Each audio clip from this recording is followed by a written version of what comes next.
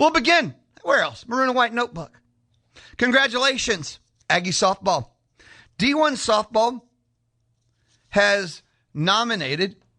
No, not nominated. He won. I'm rambling.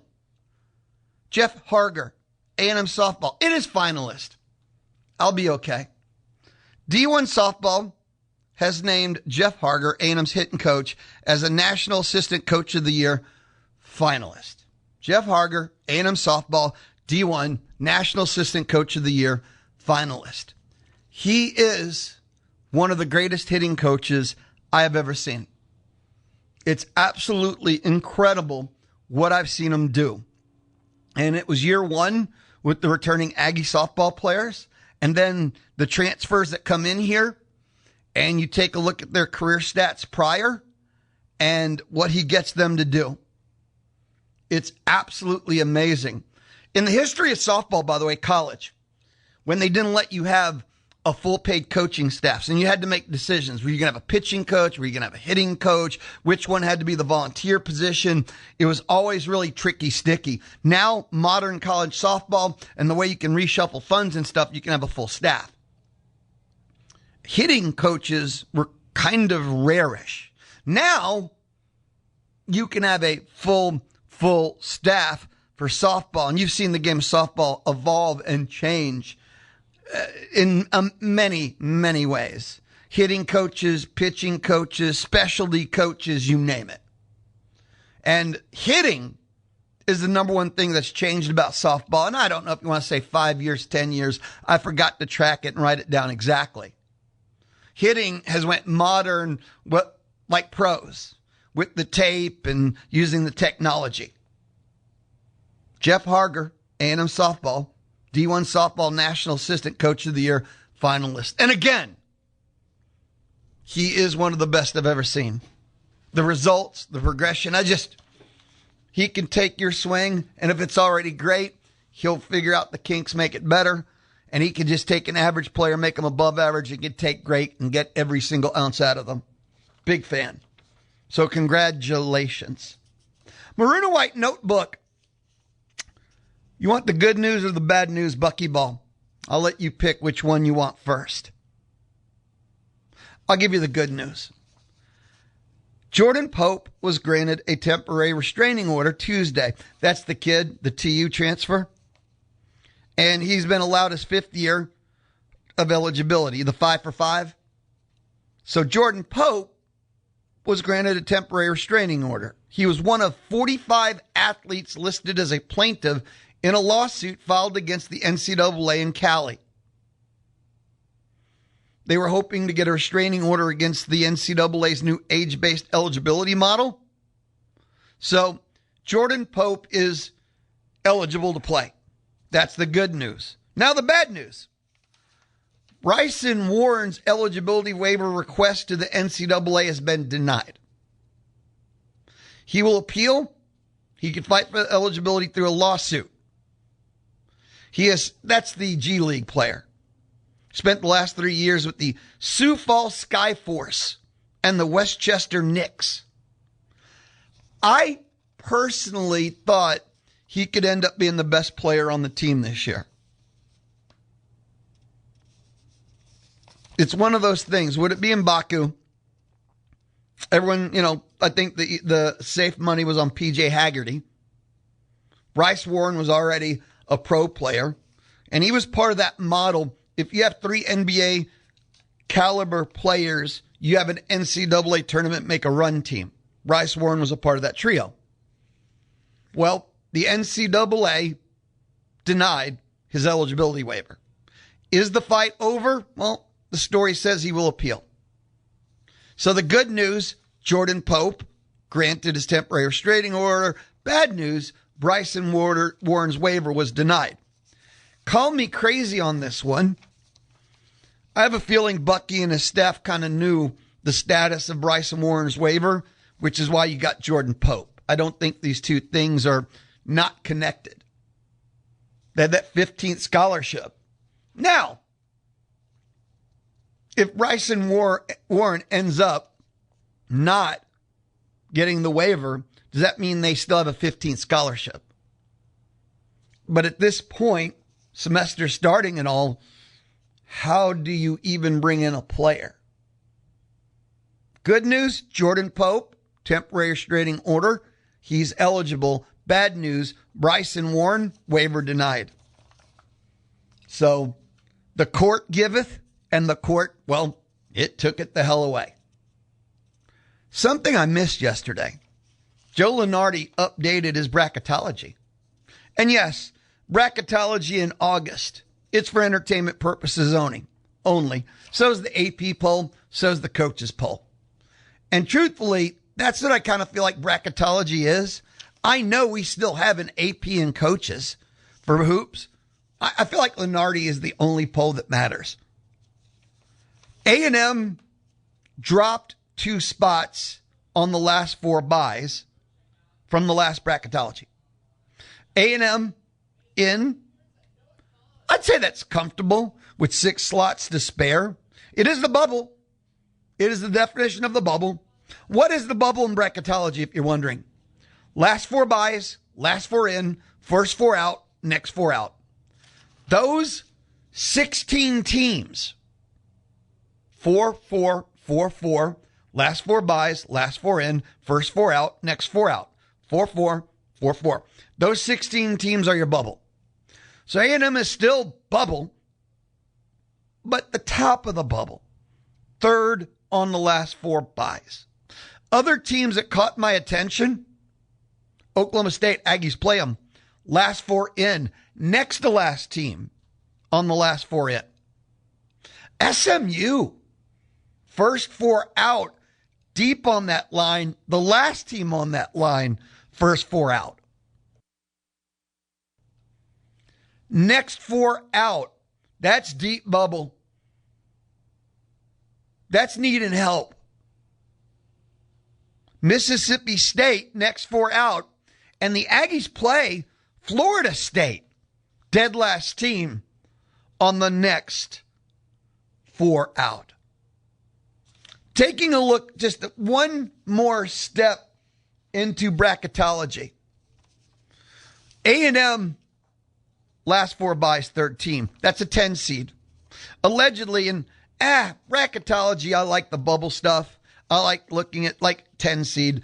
But they would play UCLA, the 7, in the opening round. I don't mind playing the overrated Bruins, but it means you pull a 2 in the second round. Taking a look at other teams of interest, at least to me and maybe you. Missouri would pull a 9. Bama would pull a 4. Texas Tech would pull a 5. Never forget Sorsby.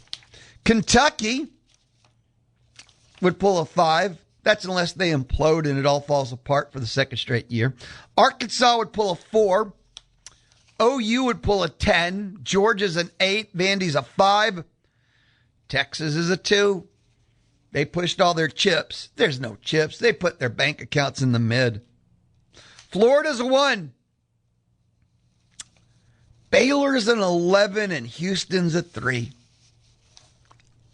Yeah, sorry, I got some Baylor on me. Yeah, feels dirty. Also of note, I already said Missouri, Bama. Yeah, there you go. The Big Ten SEC would lead all conferences with 12 bids each. And the Big Ten, Big 12. I already told you, Big Ten, SEC 12 each. And by the way, that would comfortably be the first time ever 2 conferences would do double digits, right? And the Big 12 would have 10. And the Big 12 would have 10. So, there you go. That's the quick look, but an insight into, because I feel like Lunardi is the real poll. Bracketology is the only thing, basketball poll, that's fun. The AP coaches, We'll get Rothstein 25-1, but Lunardi's is the funnest for me. A&M, first 4 buys, which is the bubble, 16-team bubble, 3rd team on it. And that's a 10 seed in equivalency. 979-693-1150. 979-693-1150. You can light up the Texas Mobile One Lube Express inbox. And again, you get Pope believing or knowing or just having a good feel that Warren not going to be eligible.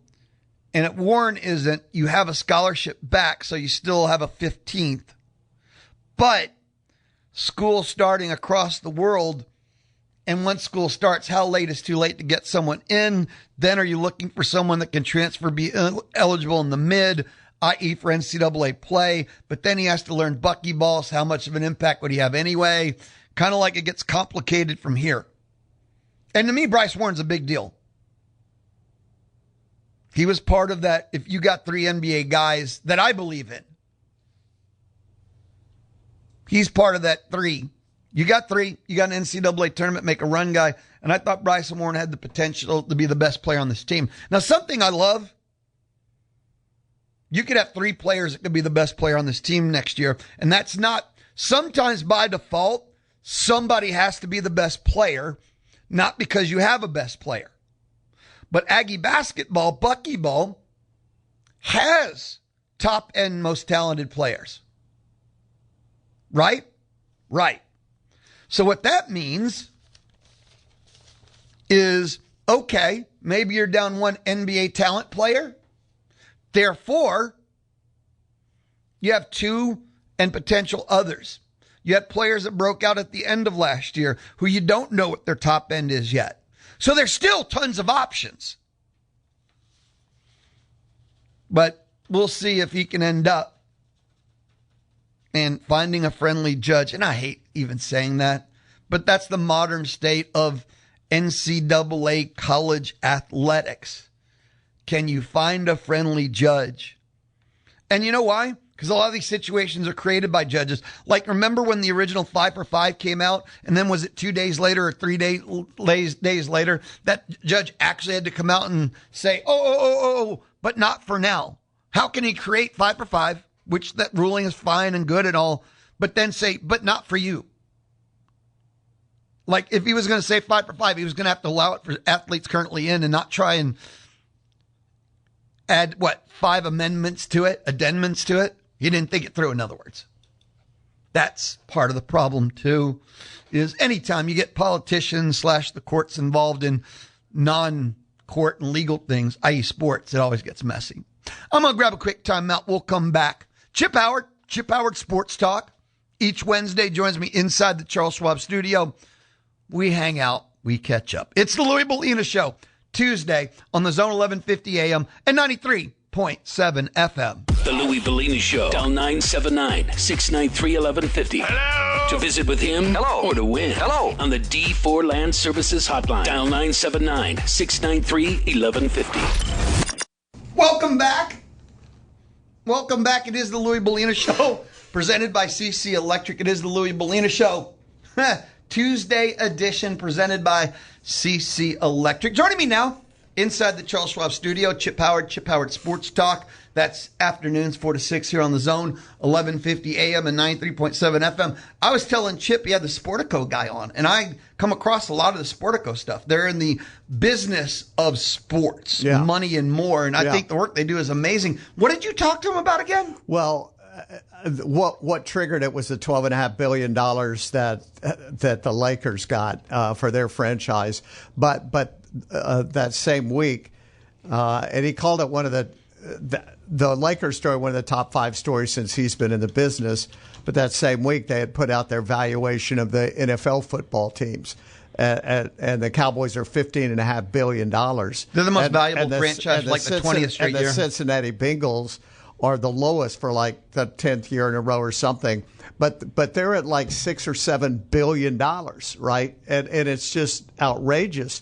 We used to talk in terms of millions. Now we're talking in terms of billions. That just caught my attention. It's like, why? Why all of us? It's not all of a sudden, obviously, but why do you go from like a $700 million value now to a $15.5 billion value in 8-9 years? And I was just fascinated with. I'm more fascinated with the business. Much more fascinated with the business of the NFL than I am the product of the NFL. But out of the top 30 sports franchises, professional sport, and they rate baseball, hockey, soccer, the NFL has 27 of them, I think. Baseball has 2. Maybe it's 30 out of top 35. Baseball's got 2, the Yankees and the Dodgers. There's 3 NBA franchises, the Knicks and the Warriors and one other, and I don't remember which one that was. But everything else is the NFL by far, by far and away. And it's just interesting. He said the owners are getting $450 million every year. And that's their shared money. That's their shared money. That's what they get. It's not they're putting it back in the team. And once again, I was very interested because the Cowboys always come up at $15.5 billion. There's no incentive to win. Now he said yesterday, what's Jerry's son's name that's running things Steven. now? Steven told him like last year, look, if we were ever to win again, a Super Bowl, we're talking hundreds of millions more, right? But there's no incentive in my mind to win because all these owners they're getting now the Cowboys far and away with local advertising.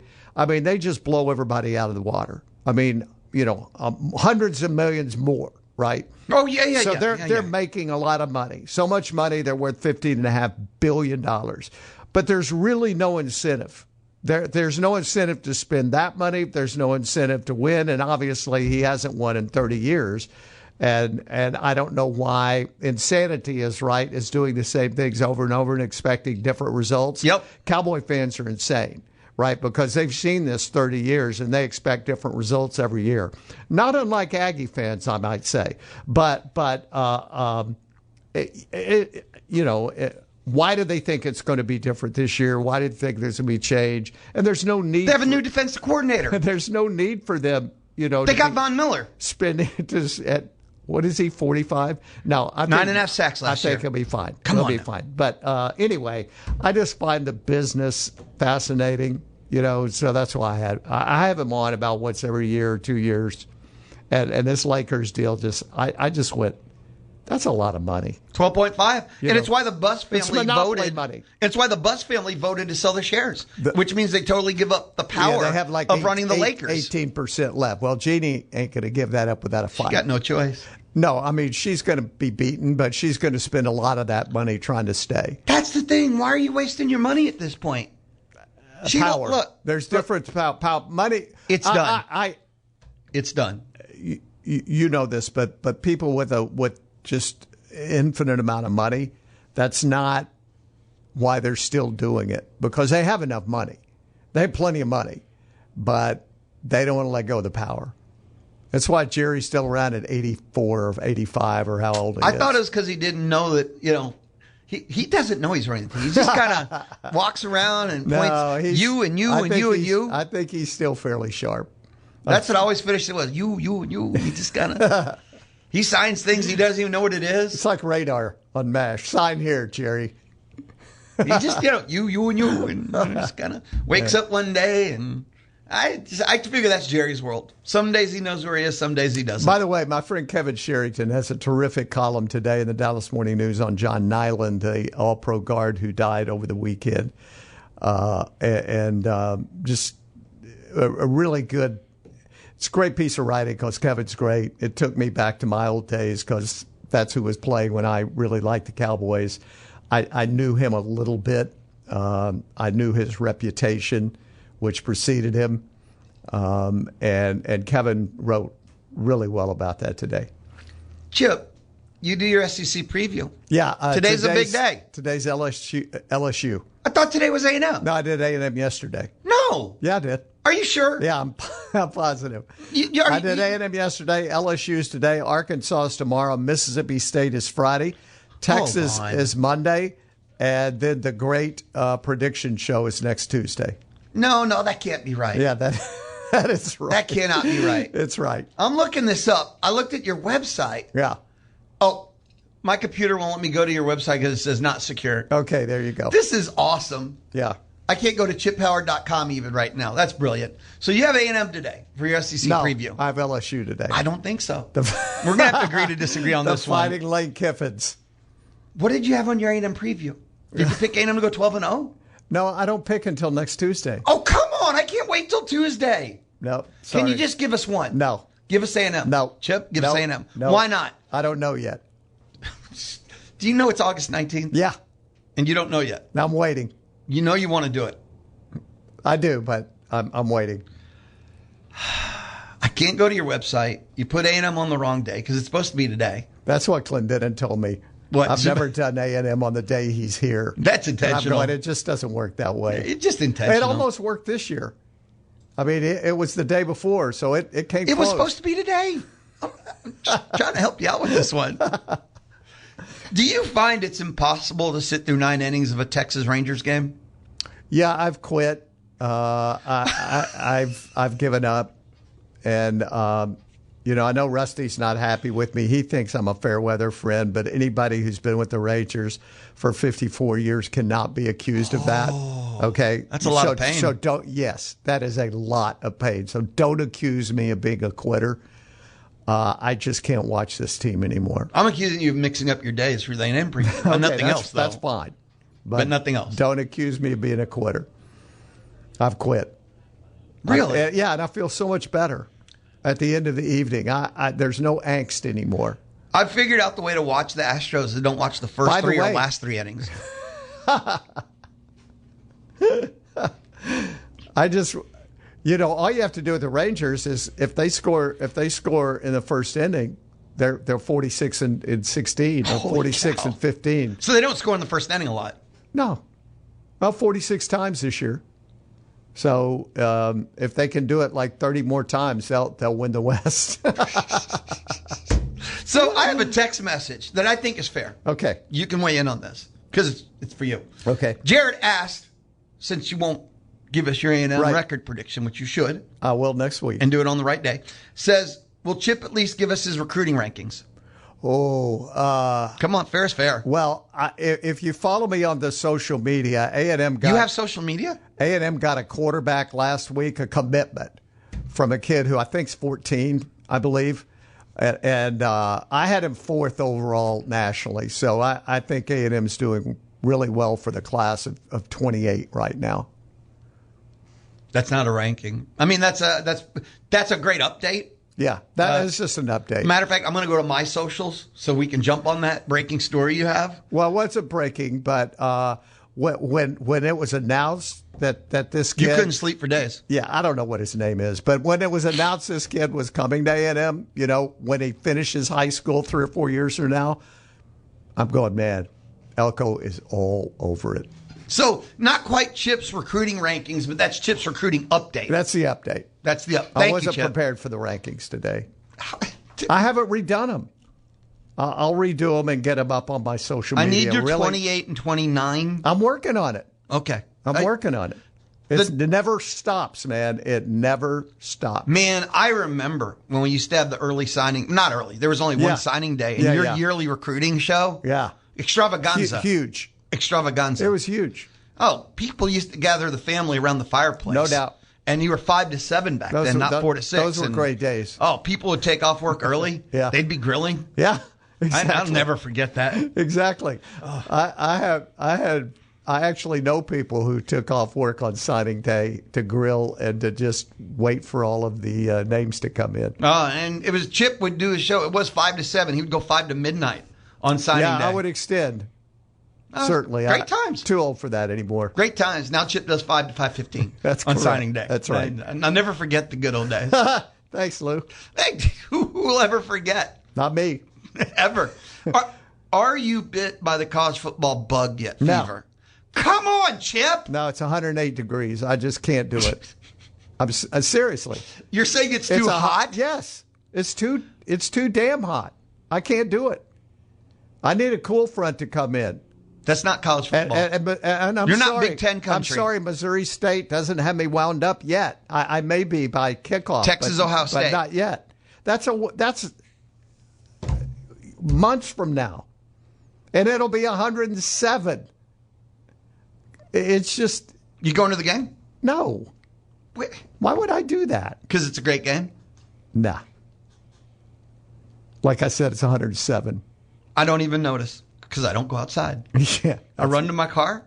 I run inside my place. That's the problem. I'm farther and farther from the stadium every year, my parking spot. So by the time I get there, I'm soaked.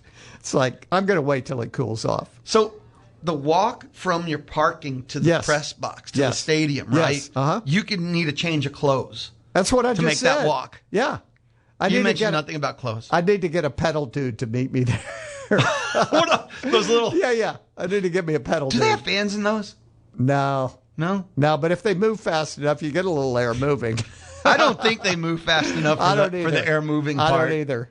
No, not carrying me around. Got to bring a change of clothes nowadays to make that work. New shirt at least. So what do you have today besides the A&M preview? It's the LSU preview. Scott Clendenin will be here. Mallory will be here. I know both of them. Yeah. So that means you have the entertainment report. I do. What does Scott have? I have no idea. Yeah, over the years I pondered that. We'll have his, I'm sure, his recruiting rankings too. There you go. If you need recruiting rankings, Scott Clendenin will join Chip Howard 4 to 6 today. Thank you, Chip. Thanks, Lou. Be awesome. Yep. When we return up next, I got to listen in for you. Holmon Wiggins met with the media, and we do fall camp on the Louie Bellina Show. We do fall camp in their words, like when the players, the coordinators, Coach Elko speak. We do fall camp in their words. Holmon Wiggins next. This is the Louie Bellina Show. Presented by CC Electric, built on faith-family community. This is the Louie Bellina Show on the Zone 1150 AM and 93.7 FM.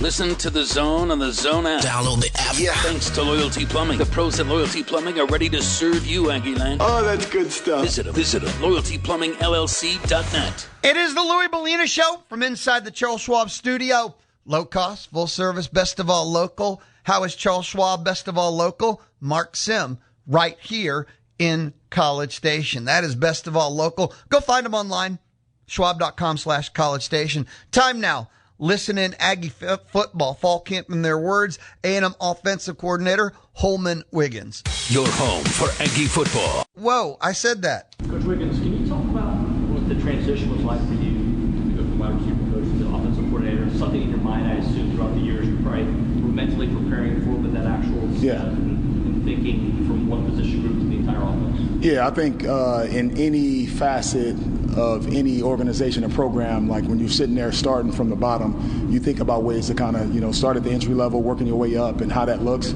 just as far as, let's say, management. And that's what I've been working towards. I've earned the evolution of a coach starting as a student assistant to a GA, right, to a position coach, to a co-coordinator, and now a coordinator. So being able to see it through a different lens, get not necessarily a back view, but, a better sight line into kind of how things work and what we want it to look like. So I've enjoyed my journey. It's my story, and I'm super excited about this opportunity. Holman, obviously in your previous job you had some amazing groups of receivers. Yes, sir. I'm not asking for comparisons or anything like that, but as someone that knows what a great receiver room looks like, what does this receiver room look like? Well, they say comparison's the thief of joy. The one thing that I do like, we have a group that works their tail off. I think all of them have, a ton of ability. And the biggest thing when we talk about recruiting, right, you're trying to make, a basketball team or what we call the Avengers, right? Like every one of them brings like a different character and skill set, just as far as being able to attack the ball, play the ball, speed, drop their weight. But I think as a collective, they all do some great things on the field that opens up kind of what we're trying to do offensively. Anybody in particular you look at and say, this guy's really made a move since last year or 2 guys, right? Yeah, I think when you sit there and talk about kind of that group, of course, a lot of people have recognized Terry Bussey just in the facet of him kind of having time on job, us using him in a bunch of different capacities. He's a smart, tough, unselfish, dependable player that we can line up in a few different spots, and he gives us the ability to sit there and put the ball in his hands, play without the ball, which I've been, super intrigued about him. Mario Craver has been lightning in a bottle, looking for him to continue to stack days and kind of be a little more balanced in kind of what we're doing. He has this uncanny ability to color outside the lines, so trying to give him, a few guardrails just in that aspect. Ashton Bethel-Roman, you see him averaging 21 yards a catch a year ago, and now starting to figure it out and not just being just a vertical stretch guy. We're doing some different things in the run game with him. He's able to kind of now run some of the intermediate routes a whole lot cleaner than what he did a year ago. Of course, Isaiah Horton has been, kind of the big name that everybody's kind of tossed around. Big receiver, big catch radius, really good ability to track the ball, getting him more consistent with attacking it, and he had a pretty decent day out there today. And then you also have some of those other guys as far as TK Norman, Kelshawn Johnson, the freshman crew that has come in. But I think as we continue to build, like, that room's going to be, pretty prolific in this offense. You haven't learned about your offense from the first scrimmage. We got to be consistent, right? When you sit there and talk about what I learned from those guys, like, the biggest focus that we've had is, turnovers, penalties, and being able to run the ball consistently. And we're still not where we need to be, right? The standard's going to be that standard is excellence. So we got a chance to, sit there and peel back the curtain a little bit, kind of show our guys. And we talk about having two mentalities, right? A mirror mentality or a window mentality. And we want to look in the mirror and see, here's where we're at and here's what we need to get better at. So that's what we're working on for the rest of this fall camp. To that point, just what were maybe some things that really pleased you about the way y'all played on in that scrimmage then? Yeah, I love the fact of the way those guys approached it. I think the sun kind of zapped us a little bit, right? So our championship strain and our competitive stamina wasn't anywhere close to where it should be, but there were plays made. But also, right, we negated a ton of those plays with, false starts or holdings or any of those things from that nature. So I want to get to the point, or we want to get to the point where we can go in there and put on the tape and say, here's where we are, not if we would have did this, we would have, here's the result, right? So we got to make sure that we continue to be process-driven and outcome-oriented, and make sure that we continue to put the right things in place so we can have that championship execution that we're looking for. You talk about running the football, penalties, and turnovers. If you guys can clean up those three areas, what do you think this offense is capable of? Well, I think sky's the limit when you're talking about kind of what this offense can do if we continue to kind of clean those things up, right? And that's kind of the tail of the season, too. When you look at our last couple games, right, whether it be Texas, whether it be Miami, if we're able to take care of the ball and run the ball consistently, it's probably a totally different outcome, right? But that's kind of what we're talking about as we pop on the film. We can, all these ifs and buts, like, let's get to it to where we actually have the opportunity to do it. So we're trying to build these championship habits so we can have the elite outcomes. You talk about last year, just how productive you were in the wide receiver room, bringing in a guy like Isaiah Ward, which a body type you guys didn't have. Yes. Schematically, how much does it have a guy like that who can make plays, catch radius like that, change what you can do schematically? I think it changes a little bit of everything that you can do, right? It brings a little more confidence in the quarterback to feel like, hey, you know what, I'm not throwing it to a smaller target, right? So I can put the ball in place and give a guy a chance and see if that guy can run under it or attack the ball. KC did a phenomenal job for us. Bussy, Ashton Bethel Roman, as well as Mario did a phenomenal job for us, right? But they didn't have that size and that speed. So now that kind of just brings a different element to what we're trying to do offensively. Marcelo told us last week he had been doing well protecting the football, limiting turnovers in practice. Just, how's that played out this last week since we've talked to him last, and just maybe what are the things that he's doing that's allowed him to be cleaner in his game? I think for him, like, he's putting the time in, right? And that's with everything, right? The confidence and comfort for him comes with, time on task, but also going there and meeting with Coach Lynch and actually seeing and knowing exactly kind of what I'm doing. Here's what I'm doing, how I'm supposed to do it, and why I'm doing it. So the great thing, when I get a chance to talk to him on the sideline, he comes off and he knows why this broke down, why he didn't do something, right? And that's, probably hadn't been the case, a year ago, right? So that's super exciting to see. There's, a bunch of more poise in the pocket, like him understanding how to go through his reads. He has a really good knack and a really great ability to scramble kind of with the ball in his hands, but us trying to sit there and tell him, like, well, what we're doing and how we take care of the ball, our job is to not put the ball in jeopardy. And Coach Elko is doing a phenomenal job of throwing some different situations at our guys, right? So knowing, okay, here's 2 minutes, right? Tomorrow we're going to work on 4 minutes. Yesterday we worked on some overtime situations. So being aware of the sticks, aware of those situations, what can we do? We can't take sacks. We're trying to score. So just putting our guys in the right headspace. So as we get to those moments, right, like, we know how to rise to the occasion and not fall to, the outcome. Mike just mentioned a few minutes ago about how it's hard to kind of tell where the offensive line is until you get against SEC competition. Yes. In the same vein, is there indicators to show where the run game is, or is that something that kind of has lagging indicators as you progress to shells to full pass? Yeah, I think there's always key points when you talk about what we're doing in the run game. And for us, like, it's, ownership kind of throughout kind of the offense, right? So it's not just, on the 5 or 6 guys up front. It's on our guys in the perimeter. We got to do a great job of getting in our splits, putting hands on places, and making sure, right, we're leaving one less defender for the running back to run off of.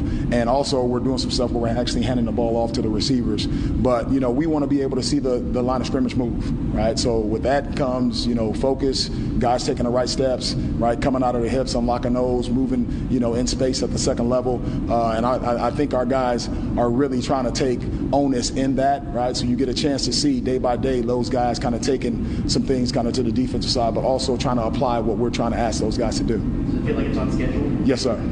Nick Saban fall camp and Bucky Ball fall camp. Where do their styles maybe converge a little bit? How are they different? Okay, can you repeat the question? Yeah, and Nick Saban fall camp and Bucky Ball fall camp. Just wondering, are there any overlaps you see in terms of style, or maybe how are they a little bit different? Yeah, I think with great coaches there always is kind of parallels and overlap, right? Like, with Coach Saban and as well with, Coach Elko, right? There's no destination disease, right? A lot of people can talk about how successful we were a year ago or what this place has been, and for him, like, that's just the tip of the iceberg. He's like, hey, you know what? We're nowhere close to where we should be. So now how can we sit there and get these things moving forward, right, to monopolize or maximize the ability that we have in that room and maximize this team? Losing some guys and then also some new faces on the offensive side, where do you think these guys are gelling together best out on the field? Yeah, I think they're doing a great job of gelling both, right, on the field and off the field. And that's one of the biggest things when you talk about, in today's, era of college football, right? You're getting, incoming freshmen that graduated early.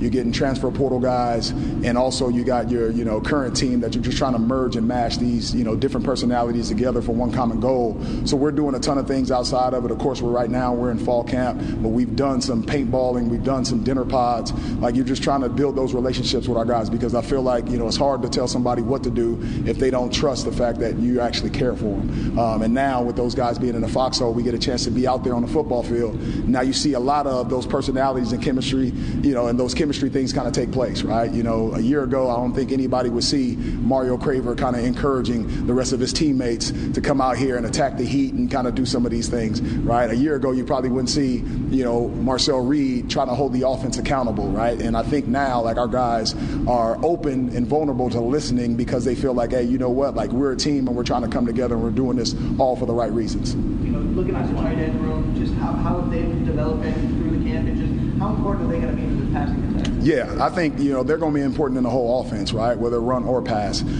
So I feel like the tight end room has done a really good job coming in and, kind of bringing their hard hat every day. It's led by Mike O'Reilly, who, is one of our captains. I think he has, the right mindset.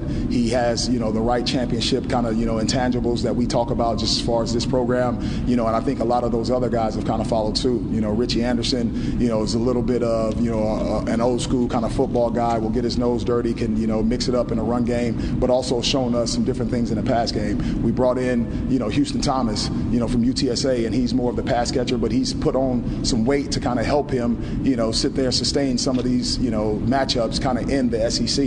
And I've been, excited to kind of see him come along in the run game as well. So, as a group, and Keati Armstrong made a really good catch yesterday, just as far as our pass game stuff. We ended up praising him about that, trying to get him to be a little more consistent in the run game, which I think he's starting to kind of, listen to those things and unlock his hips and be the big player that he can be. If we can get him to play as good as he looks, I think, that room will continue to climb, right, and play even a bigger role in what we're trying to do offensively. Thank you, guys. That was our listen-in A&M offensive coordinator, Holmon Wiggins, here on the Louie Bellina Show, presented by CC Electric. And he is outstanding. He is confident. He is... Don't tell me you don't listen to him and you automatically don't feel one win better when we do our listen-ins with Holmon Wiggins, because I know that I do. This just in. Okay, over the past 5 minutes, maybe it's even 10, but preseason watch list Bolitnikoff Award. And it's, I say, obviously, Mario Craver. Who knows? With the potential of the A&M wide receiving core, this is the preseason watch. At the midseason, when they do the semifinalists or quarterfinalists, or they cut it down, you could have 2 A&M wide receivers on that Bolitnikoff Award list. I haven't got to it yet. When I'm joined by Tony Catalina in about 11 minutes, we'll talk about yesterday afternoon. The theme was All-Americans, preseason All-Americans. The AP, which to me is kind of the official, that's going back old school style. The AP did their All-Americans. The Athletic did their All-Americans. CBSSports.com did their All-Americans. There's more coming. ESPN did theirs last week. A&M didn't have one. Well, if I was picking one person, it would be Mario Craver. And I'd be willing to put $5, maybe $8.88 that Mario Craver will be an All-American, first, second, third, I don't know, by the end of the year. But When Tony joins me, we'll talk about it then. Go ahead. Mark your calendar now. September 2nd. DraftKings game day. September 2nd. It is like the start of a new sports era.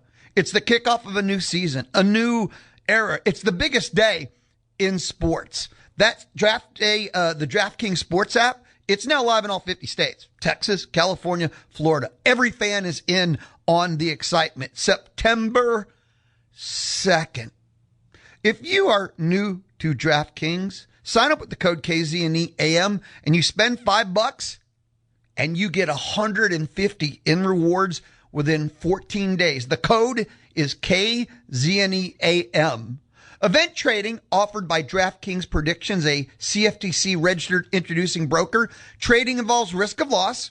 Market availability does vary. Eligibility restrictions apply. $50 every 7 days via click to claim, issued in non-withdrawable prediction dollars that expire in 1 year.